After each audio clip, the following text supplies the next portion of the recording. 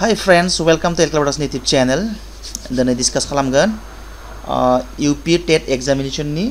social science नि important मोनसे lesson बे जाबाय non cooperation movement एबा बर'आव बुंदों हेफाजाब गैयै सोमावसारनाय. So बियो गोबां important the rise and growth of British power in India. बे मोनसे chapter नि मोनसे फिसा lesson बियो.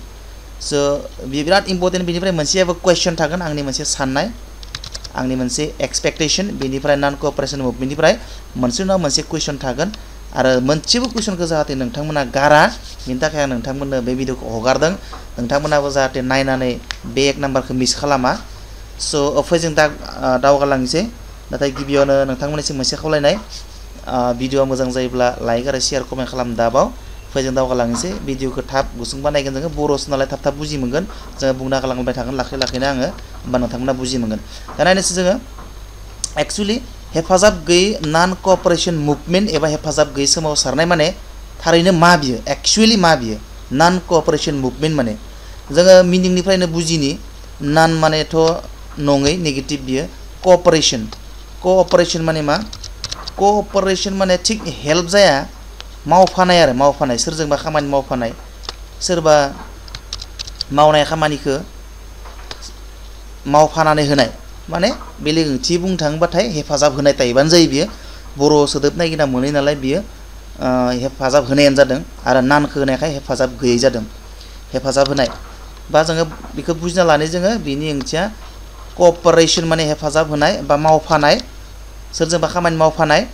किन्तु नान होनाय लोगो लोगो गैयै जाबाय बे हेफाजाब होफायै जाबाय स' हेफाजाब होनाय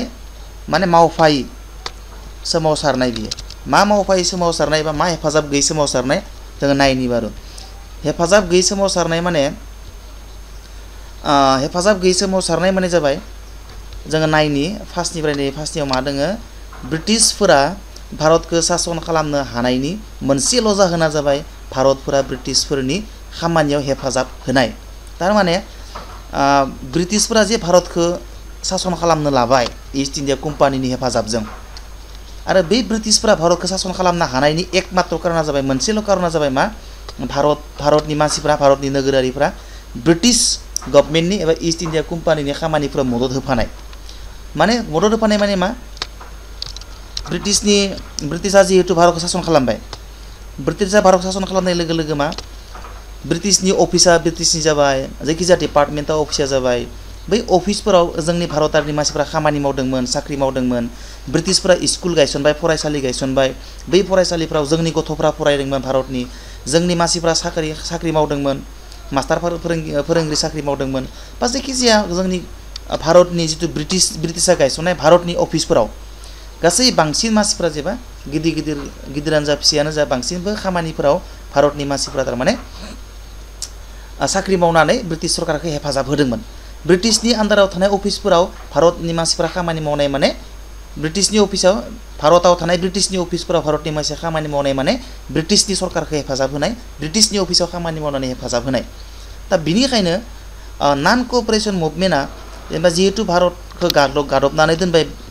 इंराजफोरा दा इंराजफोरखौ नोङो बोरै होखारहरनो हागोन इंराजफोरखौ नोङो नन भायलेन्ट खालामाबाबो बिसोरजों नों जुद नांनो हाया जोङो जुदि बिसोरजों हिंसायारि जुदि दावहा नाङोबाथाय बिसोर जोंखौ खनसेयावनो गावथारजोबगोन दा बिसोरजों टेक्न'लजिकेलि डेभेलपमेन्टआव टेक्न'लजिनि बिथिङाव जौगानायाव जोंनि भारतनि सान्थ्रि गाहाय बा जोंनि भारतनि मानसिफ्रा जुद्ध नांनो हाया दा बिनिखायनो नन भायलेन्ट माने अहिंसानि लामाजों जोङो बोरैहाय ब्रिटिशफोरजों दावहा नांनानै ब्रिटिशफोरजों बोरैहाय जोङो सोमावसारनानै ब्रिटिशफोरखौ होख्रांहरनो हागोन दा बै ब्रिटिशफोरखौ भारतनिफ्राय होख्रांहरनायनिनो मोनसे पलिसिया जाबाय नन कॉपरेशन मुभमेन्ट नन कॉपरेशन मुभमेन्ट माने आरो खायसे बुंदों आङो नन कॉपरेशन मुभमेन्टनि ओंथिया बेनो जाहाथे सरकारनि मोनसेबो खामानियाव भारतनि मानसिफ्रा माने सहाय खालामनाय नङा हेफाजाब खालामनाय नङा माने अफिसफोराव जोंनि भारतनि मानसिफ्रा खामानि मावनो मोननाय नङा मास्टार साख्रि मावनो मोननाय नङा ब्रिटिश स्कुलनि गभर्नमेन्ट स्कुल ब्रिटिशआ गायसननाय गभर्नमेन्ट स्कुलफोराव गथ'फ्रा फरायनो मोना ब्रिटिशआ गायसननाय जायखिजाया अफिसाव जोंनि भारतनि मानसिफ्रा साख्रि मावनो मोननाय नङा कर्टआव जोंनि मानसिफ्रा साख्रि मावनो मोननाय नङा इलेक्सन गेलेनो मोननाय नङा जोंनि मानसिफ्रा मा भट थुनो मोननाय नङा स' बै मोनफ्रोमबो जितु अफिसियेल एक्टिभिटि अफिसियेल खामानि मावनाय साख्रि मावनाय बे मोनफ्रोमबो खामानिखौ जाहाथे जोंनि भारतनि मानसिफ्रा मावालासिनो थायो अब्लाना मा जागोन डेफिनेटलि आल्टिमेटलि मा जागोन ब्रिटिश गभर्नमेन्टनि खामानि मावनाय दांनायफ्रा गोदोलांगोन आरो जेब्ला ब्रिटिश गभर्नमेन्टनि खामानि मावनाय दांनायफ्रा गोदोलांगोन अब्लाना ब्रिटिशफोरा बिसोरो गोदोलांगोन माने बिसोरो जोंनि भारताव थावरिनानै थानो हानाय नङा बे टारगेटखौ लानानैनो महात्मा गान्धीया नन कअपारेशन मुभमेन्टखौ गायसनदोंमोन थारमाने दा जोङो दावगालांनोसै क्लियार बुजि मोनगोन नोंथांमोना आरो पइन्टफोरखौ माखासे फरायबाय थाबानो दाना नेक्स्ट जोङो नाम्बार 2 आव मा दङ भारतारिफोरा ब्रिटिशफोरखौ हेफाजाब होआब्लानो ब्रिटिश सासना भारतनिफ्राय जोबस्रांलांगोन नङा होमबा भारतारिफोरा जुदि साख्रिफोरनिफ्राय नागारजोबना होयोबा आर्मि मावनाय सिआरपि मावनाय बा जायखिजाया सान्थ्रि मावनाय सान्थ्रि आर्मि साख्रि मावनाय बा जायखिजाया सान्थ्रियाव खामानि मावनाय मानसिफोरा जुदि रिजाइन होजोबोबा जोंनि जायखिजाया अफिसाव खामानि मावनाय साख्रियालफोरा जुदि रिजाइन होजोबबाथाय ब्रिटिशफोरनि गायसननाय अफिसफोराथ' सोलिनाय नङा अब्लाना मा जागोन डेफिनेटलि बिसोरो सरकार सालायनायाव फेलें जागोन थ' बै टारगेटखौ लानानैनो नन कअपारेशन मुभमेन्टखौ गायसननाय जादोंमोन जों दाना थांनोसै नेक्स्टआव मा पइन्ट दङ नेक्स्टआव दङ सोमावसारनायनि जागायजेननाय सोमावसारनाया माबायदि जागायजेनदोंमोन माबायदि जानांगोन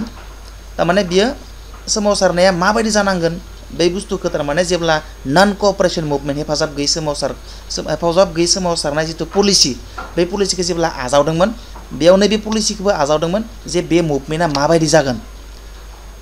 मायाव जों हेफाजाब होआ सरकारखौ आरो जोङो बोरैहाय बेबायदि बिथिंफोराव हेफाजाब होआलासिनो सरकारखौ दुखिया खालामनानै बोरैहाय जों होख्रांनानै हरनो हायो बिनिनो पलिसि दाना जों नायनोसै नाम्बार 1 आव सरकारा होनाय बिमुंफोरखौ नेवसिनांगोन सरकारा होनाय टाइटेलफोरखौ सरकारा किसुमान टाइटेल होआ होमबा जेनेका भारत रत्न नङा भारत रत्न माने जेनेका महात्मा देश बन्धु बेनिफ्राय बायदि बायदि बिबुं जेनेका मा दङ आरो आं एग्जाम्पलसो होनो नागिरदों जेरैबायदि जोङो असमफोराव जों जेनेका कलागुरु होननानै बुङो सोरखौबा कलागुरु बिष्णु प्रसाद राभा आं एग्जाम्पल मोनसे होदो जेनेबा कलागुरु महात्मायाबोथ' बिमुंसो बै सरकारा होनाय बेबायदि टाइटेलफोरखौ जोङो भारतनि मानसिफोरा रावबो लानाङा गारनांगोन थारमाने आरो इनो मा दङ सरकारनि सिङाव मावनाय साख्रिफोरखौ नागारनांगोन जायखिजाया साख्रि मावनाय सोरबाया मास्टार मावदों मास्टारखौ रिजाइन होनांगोन सोरबाया कर्टआव खामानि मावदों कर्टखौ रिजाइन होनांगन सोरबाया मन्त्रि एमएलए जाना दङ बे मन्त्रि एमएलएनिफ्राय रिजाइन होनांगोन अब्लाना डेफिनेटलि सरकारा गोदोलांगोन बिनि उनाव मा दङ बिजिरसालियाव साख्रि मावनाय कर्टआव साख्रि मावनायफोरा जायफोरा माने उकिल मावदों बै उकिल मावनायफोरा रिजाइन होनांगोन आरो उकिलनि उकालति खालामनाय खामानिखौ गारनांगोन बिधान मण्डलाव एसेम्ब्लि काउन्सिलफोर इलेक्सन गेलेनायखौ गारनांगोन लेजिस्लेटिभ काउन्सिलाव सरकारनि फरायसालियाव फरायनो गारनांगोन सरकारि फरायसालिफोराव मास्टार मावनायखौ गारनांगोन आरो फरेननिफ्राय फैनायनिया गुबुन हादरनिफ्राय फैनाय मुवा बेसादखौ जोङो बायनो मोननाय नङा बेखिनियानो जाबाय नन कअपारेशन मुभमेन्टनि खायला पलिसिफोरा आरो बे खामानिफोरखौ जोङो नागारनांगोन थारमाने बे खामानिफोरखौ नागारनाय माने मा जों सरकारखौ हेफाजाब होयै जागोन ना जाया थारमाने जोङो सरकारखौ हेफाजाब होलिया जों सरकारनि जायखिजाया खामानि मावनायाव जोङो सरकारखौ हेफाजाब होलिया जोङो साख्रि मावनायनिफ्राय रिजाइन होजोबनोसै जोङो सरकारि स्कुलावबो थांलिया अब्लानो जोङो सरकारखौ हेफाजाब होयै जागोन ना जाया स' डेफिनेटलि होमब्ला जों जुदि सरकारि स्कुलफोराव थाङाबा स्कुला बायलांगोन ना बायलाङा जोंनि भारतनि मानसिफ्रा जुदि सासेबो जुदि गभर्नमेन्ट स्कुलाव थाङाबा सासेबो जुदि जोंनि मानसिफ्रा गभर्नमेन्ट कलेजाव प्रफेसारनि खामानि मावाबा डेफिनेटलि बिसोरनि कलेज बिसोरनि कर्ट बिसोरनि अफिसफोरा थेर बेथेर जालांगोन ना जालाङा स' बै टारगेटखौ लानानैनो महात्मा गान्धीया नन कअपारेशन मुभमेन्टखौ लन्च खालामदोंमोन माने बानायदोंमोन दा थांनोसै नेक्स्टआव दाना जोङो नन कअपारेशन मुभमेन्टखौ माब्ला बबेयाव आजावनाय जादोंमोन डिसेम्बर दाननि 1920 मायथाइनि नागपुरनि कंग्रेसनि जथुमायाव बे हेफाजाब गैयै सोमावसारनायखौ आजावदों बिराद इम्पर्टेन्ट कुवेश्चन फैयो बियो नन कअपारेशन मुभमेन्टखौ मा मायथाइयाव आजावनाय जादोंमोन कुवेश्चन फैयो 1920 मायथाइयाव आरो फैयो नन कअपारेशन मुभमेन्टखौ कंग्रेसनि बबे जथुमायाव आजावनाय जादोंमोन अब्लाना मिथिखा नैबे नागपुराव जानाय जितु कंग्रेसनि कनफारेन्स सेसन बे सेसनाव नन कअपारेशन मुभमेन्टखौ आजावनाय जादोंमोन माने थांखि लानाय जादोंमोन आरो स' बेयो बिराद इम्पर्टेन्ट बेयो कुवेश्चन फैयो एग्जामाव बहुत इम्पर्टेन्ट टेट एग्जामल' नङा बेयो जायखिजाया कम्पिटिटिभ एग्जामावनो बेनिफ्राय कुवेश्चन फैयो दाना नेक्स्टआव थांखि लानाय बायदिनो गोबां फरायसाफोरा फरायसालिफोरखौ नागारदोंमोन फोरोंगिरिफोरा साख्रि मावनो गारदोंमोन बिजिरगिरिफोरा माने जाजेसफोरा उकिलफोरा लयारफोरा बिजिरसालियाव खामानि मावनो गारदोंमोन बिसायख'थिफोरा गोजान थादोंमोन बिसायख'थि गेलेयाखैमोन जोंनि रायजो राजाफोरा भट होआखैमोन स' बेबायदि गोजानाव थादोंमोन गोबां खामानिनिफ्राय नेक्स्टआव मा दङ नेक्स्टआव गुबुन गुबुन थाखोनि मानसिफोरा गुबुन गुबुन बिथिङाव हेफाजाब गैयै सोमावसारनायखौ हेफाजाब खालामदोंमोन खिन्थु मोनसे बाथ्राखौ नै पइन्टखौ नोंथांमोना गोसो हो बे पइन्टआव मा बुंदों मानसिफोरा खिन्थु बे जितु नन कोअपारेशन मुभमेन्ट बे नन कोअपारेशन मुभमेन्टआ खिन्थु जायखिजाया हारि माहारिनि गेजेराव जादोंमोन बियो कुनु माने हारि बासियाखै हारि धोरोम राव बासियाबालासिनो बे माने सोमावसारनायखौ बयबो गोसो गुदुङै सोमावसारखौ दैदेनदोंमोन खिन्थु मोनसे बाथ्राखौ गोसो होनांगोन बेयाव जाय जेरै हागौ सोमावसारदोंमोन सोरबाया माने बिहाराव थानानै सोमावसारदों कुनु माने फिक्स माबा गैया बेयाव सोरबाया माने दिल्लीयाव थानानै सोमावसारदों माने जाय जेरै हागौ माने गावबा गाव बिथिङाव सोरबाया नाय हमना ला सोरबाया मास्टार साख्रि गारदों बि मास्टार इडुकेशन डिपार्टमेन्टआव माने बिग्राय माबानाय जाबाय इडुकेशन डिपार्टमेन्टआव बियो हेफाजाब गैयै सोमावसारखौ फालिनाय जाबाय सोरबाया माने मा पलिटिकेल बिथिङाव सोरबाया भट होआखै बियो राजखान्थि बिथिङाव माने हेफाजाब होआखै जाबाय हेफाजाब होयै जाबाय सोरबाया माने मा कर्टआव थाङाखै बियो क्रिमिनेल आरो माबा माबि कर्टनि जायखिजाया खामानि बिथिङाव हेफाजाब होयै जाबाय स' जाय जेरै हागौ सोरबाया आबादारिफोरा आबाद मावाखै बा आबाद मावाखै माने बै ब्रिटिशफोरनि थाखाय गोनां जानाय किसुमान आबादफोरखौ मावाखै सोरबाया टेक्स होआखै स' बेबायदि गावबा गाव गुबुन गुबुन बिथिङाव थारमाने हेफाजाब गैयै सोमावसारनायखौ बयबो माने फालिदोंमोन आरो हेफाजाब गैयै सोमावसारनायखौ मदद होदोंमोन आरो गुबुन गुबुन बिथिङाव स' बिराद इम्पर्टेन्ट बियो थांनोसै जों नेक्स्टआव मा बिसायख'थिनिफ्राय गोजानाव थादोंमोन गोबाङानो नैबे नै नाम्बारा बिसायख'थिनिफ्राय गोजानाव थादोंमोन नाथाय माद्रासनि खिन्थु मोनसे बाथ्रा गोसोआव लाखिनांगोन बियो माद्रासनि जास्टिस पलिटिकेल पार्टी होननाया खिन्थु बिसायख'थिखौ गेलेयालासिनो थायाखैमोन खिन्थु बिसोरनि ओंथिया बे नङामोन जे जोङो बिसायख'थिखौ गेलेगोन नाथाय जोङो नन कोअपारेशन मुभमेन्टखौ हेफाजाब होआ बिदि नङामोन बिसोरबो नन कोअपारेशन मुभमेन्टखौ हेफाजाब गैयै सोमावसारनायखौ हेफाजाबखौनो होदोंमोन खिन्थु बिसोरनि टारगेटआ मामोन जोङो इलेक्सनखौनो गेलेगोन आरो जोङो इलेक्सन गेलेनाय उनाव जुदि जोङो पावाराव फैयोबा जोङो जिखियोबाथाय जोङो पलिटिकेल पावारखौ आखायाव लानानै जोङो बे बिथिंथिंनो जोङो माने नन कोअपारेशन मुभमेन्टनि खामानिखौ जों मावफुंनो नाजागोन बिसोरनि थांखिया बेबायदिमोन स' बिसोरो इलेक्सनखौ गेलेनो होआखैमोन खिन्थु नन कोअपारेशन मुभमेन्टनि बायदिब्ला इलेक्सनबो गेलेनो मोनामोन भटबो थुनो मोना जायखिजाया सरकारनि बुस्थुखौ माने खामानिखौ मावनो मोनामोन आरो थेवबो बिसोरो खिन्थु माद्रासनि जास्टिस पलिटिकेल पार्टिया खिन्थु इलेक्सनखौ गेलेदोंमोन खिन्थु इलेक्सन गेलेदोंबाबो बिसोर खिन्थु नन कोअपारेशन मुभमेन्टखौ हेफाजाब गैयै सोमावसारनायखौ बिसोरो मदद खालामदोंमोन सापर्ट खालामदोंमोन दाना नेक्स्ट थांसै नैबेनो बे बाथ्रा बुंनायानो जाहैबाय आं दानि बुंनायानो बेयो नेक्स्टआ ओमफ्राय दाना थांसै जोङो हेफाजाब गैयै सोमावसारनाय रांखान्थियारि गोहोम दाना हेफाजाब गैयै सोमावसारनाया नन कोअपारेशन मुभमेन्टआ इक'नमिकेलि बा इक'नमिक बिथिङाव इक'नमिकनि फोथाराव माबायदि गोहोम खोख्लैदोंमोन जों बेखौ नायनि बिराद इम्पर्टेन्ट बियो नाम्बार वानखौ नायनि जोङो नाम्बार वानाव मा दङ नाम्बार वानाव दङ गुबुन हादरनि मुवा बेसाद बाहायनायखौ नागारदोंमोन गुबुन हादरनि जौनि गलाफोरखौ माने लिकर शप गुबुन हादरनि जौनि गलाफोरखौ फोजोबस्रांदोंमोन नै दाना नन कोअपारेशन मुभमेन्टआ रांखान्थि बिथिङाव मा गोहोम खोख्लैदोंमोन गुबुननिफ्राय माने ब्रिटिशफोरा बेलेग हादरनिफ्राय माने इम्पर्ट खालामनानै बुस्थु लाबोमोन नालाय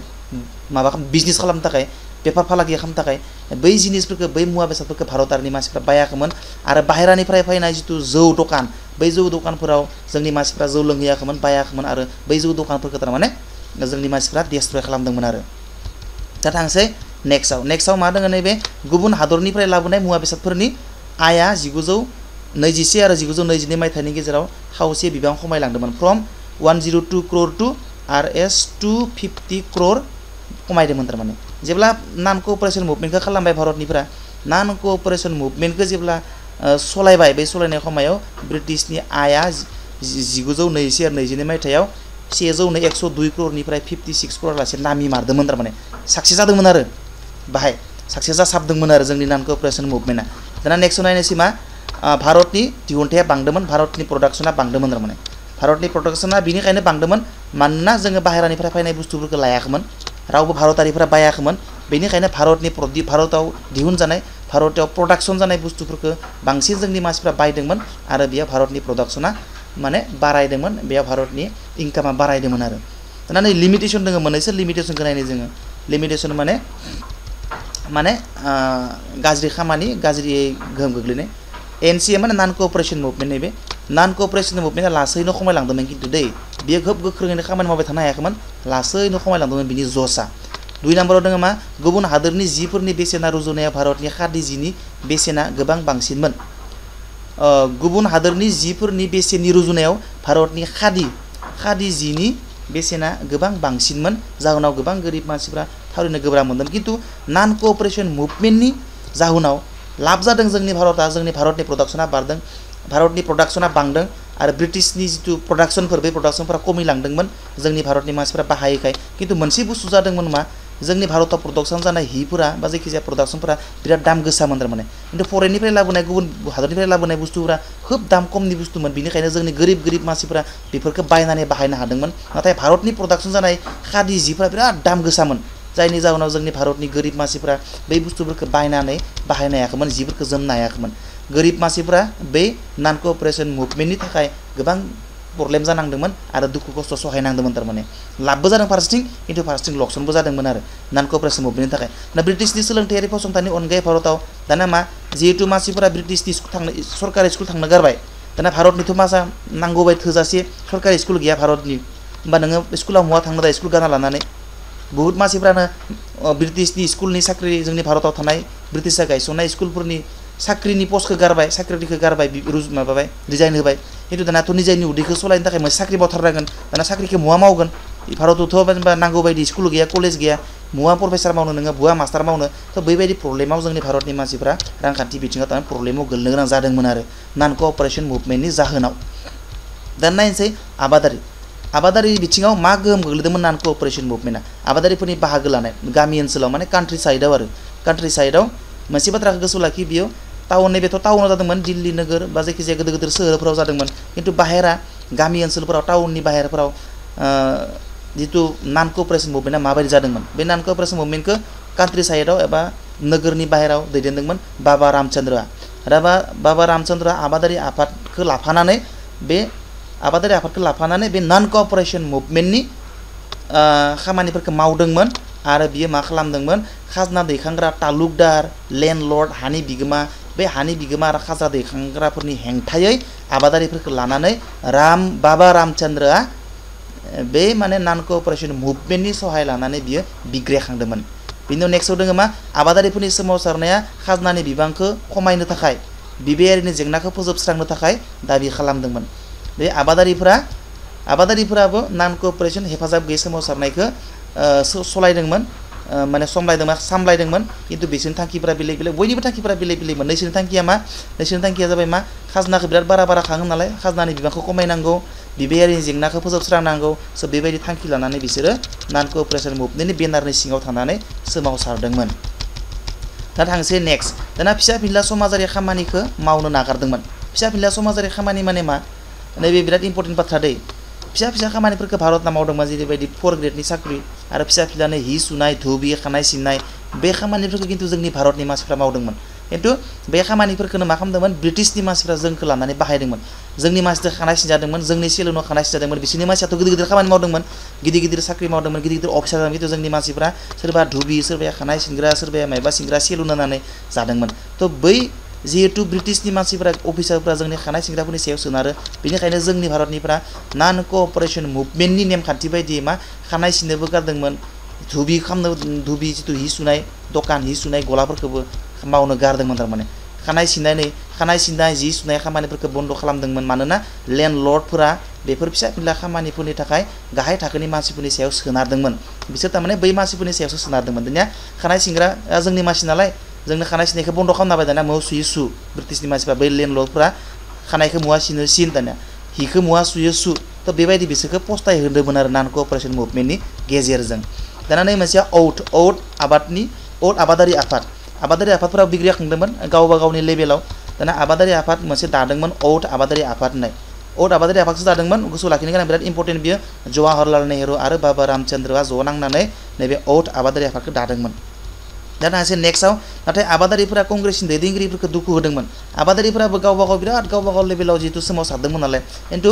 जोंनि मा नन क'अपारेशन मुभमेन्टआ मिथिखादों नन क'अपारेशन मुभमेन्टआ मोनसे नन भायलेन्ट अहिंसानि लामाजों सोमावसारनाय मोनसे पलिसिसोमोन बियो खिन्थु आबादारिफोरा गामि लेभेलाव बिसोरथ' बारा बुजिमोना नालाय रागा खरा पलिसिफोरखौ बारा मिथिया बे आबादारिफोरा खिन्थु भायलेन्ट एबा बिसोर हिंसानि लामाजों माने सोमावसारदोंमोन बिसोर मा हिंसानि खान्थिनिया अहिंसाखौ मानियाखैमोन बिसोरो हिंसायारि खान्थिजों सोमावसारदोंमन तालुकदारफोरनि न'खौ सेफायना होदोंमन बिसोरो बाजारफोरखौ गाग्लोबदोंमन बिसोरो आबादारिफोरा स' बिसोरो बाहाय अयथासार खालामदोंमोन आरो ब्रिटिशफोरनि सायाव खिन्थु नन क'अपारेशन मुभमेन्टनि मटिभाथ' अहिंसानि लामाजों सोमावसारनांगौ खिन्थु बै आबादारिफोरा एसे होंगोगासा नालाय लिडारफोरासो एसे माबायाव थायो एसे बुजिनो गोरों खिन्थु बै फिसा फिनला गामिनि मानसिफोरा कान्ट्रि साइडनि मानसिफोरा जानला मानला भायलेन्ट लामाजों बिसोरो सोमावसारदोंमोन आरो बेनिखायनो कंग्रेसनि लिडारफोरा एबा दैदेनगिरिफोरा नान क'अपारेसन मुभमेन्टखौ जायफोरा सालायदों बिसोर एसे टेनसन लानो गोनां जादोंमोन आरो दा थांसै जोंहा बेखिनियानो जाबाय बिराद इम्पर्टेन्ट नान क'अपारेसन मुभमेन्टनि बाथ्रा बेखिनियानोल' मिथिनांगौ आरो बारा नान क'अपारेसन मुभमेन्टनि बाथ्रा मिथिनांगौनि बाथ्रा गैया जिखिनि बाथ्राखौ जों सावराया बेखिनियानो जाबाय मस्ट इम्पर्टेन्ट बेखिनिखौनो मिथिबानो नोंहा टेनसन गैया आरो दाना जों सावरायनि सोंथि सोंनाय आरो फिननाया खुब इम्पर्टेन्ट फायथारो परिखायाव बेनिफ्राय मोनसेयाव फैनायनि आङो एक्सपेक्ट खालामदों नोंथांमोना नायनानै ला हेफाजाब गैयै सोमावसारनायखौ मा मायथाइयाव हेफाजाब गैयै सोमावसारनाया मा मायथाइयाव जादोंमोन भेरि इजि 1920 जादोंमोन दहायबो मोनबोखाबाय दाबो दाना 2 नाम्बार हेफाजाब गैयै सोमावसारनायखौ कंग्रेसनि बबे मायथाइयाव आजावनाय जादोंमोन बबे मायथाइयाव नङा बबे जथुमायाव आजावनाय जादोंमोन कलकाता लाहौर ना माद्रासा नङा नै नागपुर सेसनाव कंग्रेसनि नागपुर सेसनाव बे नान क'अपारेसन मुभमेन्ट एबा हेफाजाब गैयै सोमावसारनायखौ आजावनाय जादोंमोन 4 नाम्बार कुवेश्चन हेफाजाब गैयै सोमावसारनाया सोरनि दैदेननायाव जादोंमोन महात्मा गान्धी नेहरू बाबा रामदेव ना रावबो नङा रावबो नङा जाना दङ रावबो नङा जानांगौ बेखौ दैदेनदोंमोन महात्मा गान्धी भेरि इजि गोसो लाखिथारनांगोन बेखिनिखौ थांसै 5 नाम्बार कुवेश्चना जाबाय गामि ओनसोलाव आबादारिफोरनि हेफाजाब गैयै सोमावसारनायखौ सोर दैदेनदोंमोन सिम्पल दहायल'सो मोनदों जोङो नै बाबा रामदेव नाम्बार 2 बुजायनो गोनां गैला दहायनो बुजायबोखाबाय दहायनो मोनबोखाजोब्बाय स' बेखिनियानो 2 नाम्बार गाहायनि बबे मोनसेया थार दान नायनोसै मा मोनसे पइन्टआ थार बियो ए नाम्बाराव दङ मा हेफाजाब गैयै सोमावसारनायनि जाहोनाव जि जोमफोरनि बेसेना गोबां जादोंमोन बेयो नंगौ दे बि नाम्बारखौ नायनि गाहाय थाखोनि सुबुंफोरा गाज्रि रांखान्थि गोहोम खोलैजादोंमोन बेबो नंगौ माने नान क'अपारेसन मुभमेन्टनि हेफाजाबजों माने बहुत दुखिया मानसिफोरा बहुत पस्तायनो गोनां जादोंमोन दाम गोसानि बुस्थु बायनो गोनां जादोंमोन होमबा बियो गासैबो नंगौ रखम गासैबो नंगौ होमबा मा सोंदोंमोन कुइसना गाहायनि बबे मोनसेया थार नांदोंमोन गासैबो थार होमबा नैबे दिया जागोन गासैबो थार दाना थांसै 7 नाम्बारा मा दङ गाहायनि सोर कंग्रेसनि दैदेनगिरिया हेफाजाब गैयै सोमावसारनायखौ मदद होआखैमोन कंग्रेसनि किसुमान लिडारफोर दङमोन बे कंग्रेसनि लिडारफोरानो माने नान क'अपारेसन मुभमेन्टखौ माने मदद होआखैमोन बेयाव सोर दङमोन ए नाम्बारखौ नायनो जोङो मोहम्मद आली जिन्ना आरो जी.एस. खापारदे बेबो मदद होआखैमोन बिसोर खानैयाबो बि नाम्बार दङ बिपिन चन्द्र पाल आरो एनि बेसान्त बिसोर खानैयाबो मदद होआखैमोन नान क'अपारेसन मुभमेन्टखौ हेफाजाब गैयै सोमावसारनायखौ बेनिफ्राय नाम्बार सियाबो मोहम्मद आली जिन्ना बिपिन चन्द्र पाल बिसोर गासैबो माने हेफाजाब होआखै माने गासैबो आरो माने बिसोरो हेफाजाब होआखै मानोना बिसोर सानदोंमोन आरो महात्मा गान्धीया जेब्ला नान क'अपारेसन मुभमेन्टखौ लन्च खालामदोंमोन अब्लाना बिसोरो मोहम्मद आली जिन्ना जी.एस. खापारदे बिपिन चन्द्र पाल एनि बेसान्तमोना सानदोंमोन मा मुभमेन्टलै बिलाय बिदिलाय बोरै जानोलै बिदि मुभमेन्ट खालामनालाय मा साक्सेस जानो जोंलाय ब्रिटिशखौलाय जोंलाय माबायदि होखारना हरनो हानो है बिदि जाया होननानै थारमाने बे मोहम्मद आली जिन्ना बिपिन चन्द्र पाल एनि बेसान्तमोना थारमाने मदद होआखैमोन आरो महात्मा गान्धीनि बे नान क'अपारेसन मुभमेन्टखौ दानि मा गाहायनि मा बे मोनसेया थार नङा नायनो जोङो हेफाजाब गैयै सोमावसारनाया हिन्दु मुस्लिम आरो गुबुन हारि माहारिनि गेजेराव दाङाबाजि लाबोदोंमोन नङा दे बियो दाङाबाजि लाबोआखै बियो खौसेथिसो लाबोदों बियो मुस्लिम नान क'अपारेसन मुभमेन्टआव गासै हारियानो बाहागो लादोंमोन मुस्लिमफोरा बाहागो लादोंमोन ट्राइबेलफोरा बाहागो लादोंमोन हिन्दुफोरा बाहागो लादोंमन बेयाव हारिनि दाङाबाजिनि कुनु बाथ्रा फैयाखैमोन बेयो एकतासो लाबोदोंमोन नान क'अपारेसन मुभमेन्टआ मुस्लिम हिन्दु आरो गुबुन ट्राइबेलफोरनि गेजेराव दा बेनिखायनो नाम्बार 1 पइन्ट नाम्बार 1 थार नङा नैफोर नंगौ गुबुन हारि माहारिनि गेजेराव खौसेथि लाबोदों बे नंखागौ सि नाम्बारा मा गोबां साख्रिआवलाफोरा साख्रि गारदोंमोन बेबो नंगौ बेनिफ्राय सि जोमनि बेसेना गोबां जादोंमोन बांदोंमोन बेबो नंगौ दा 9 नाम्बारखौ नायनि जोङो 9 नाम्बारा मा दङ 9 नाम्बारा हेफाजाब गैयै सोमावसारनाय नैबे 9 नाम्बार हेफाजाब गैयै सोमावसारनाय समाव ब्रिटिश इन्डियानि भाइसरया सोरमोन बेयो लर्ड रिडिं लर्ड केम्सफर्ड दे लेट भुल जादों आंना नैबे नङा खनसे बुंबोनि हेफाजाब गैयै सोमावसारनाय समाव ब्रिटिश इन्डियानि भाइसरया सोरमोन भाइसरया जाबाय लर्ड नै बि नाम्बारा लर्ड केम्सफर्डमोन दा 10 नाम्बार नायनि गाहायनि माबे जाथायनि उनाव हेफाजाब गैयै सोमावसारनायखौ बोखांना लानाय जादोंमोन माने उद्र खालामनाय जादोंमोन बे जाबाय नै सौरि सौरा दै गोसो लाखि सौरि सौरा जानायनि उनाव थारमाने महात्मा गान्धीया सानबाय गैया जानाय नंलिया होननानै बियो नान क'अपारेसन मुभमेन्टनि जिथु दोहौ बेखौ उद्र खालामना लाफिनदोंमोन आरो बेलेग राहाजों माने आन्दलन खालामनो एबा सोमावसारनो लादोंमोन आरो दा बिनि उनाव मोनबावगोन जोङो सावरायफिनगोन जोङो नेक्स्ट भिडिअ इम्पर्टेन्ट लेसनखौ लानानै दिनै बेखिनियानोल' नोंथांमोना डिटेल्स नायनानै ला डिटेल्स बाथ्रा बेखिना मिथिबानो जागोन आरो बारा मिथिनो गोनां गैला स' बेखिनिखौ रोंबानो नोंथांमोना हाजोबगोन आरो थ' बेखिनियानो फ्रेन्ड्स इयुननि भिडिअ लोगो मोननाय मिजिं दिनै बेखिनियावनो दोनथ'बाय गोजोन्थों।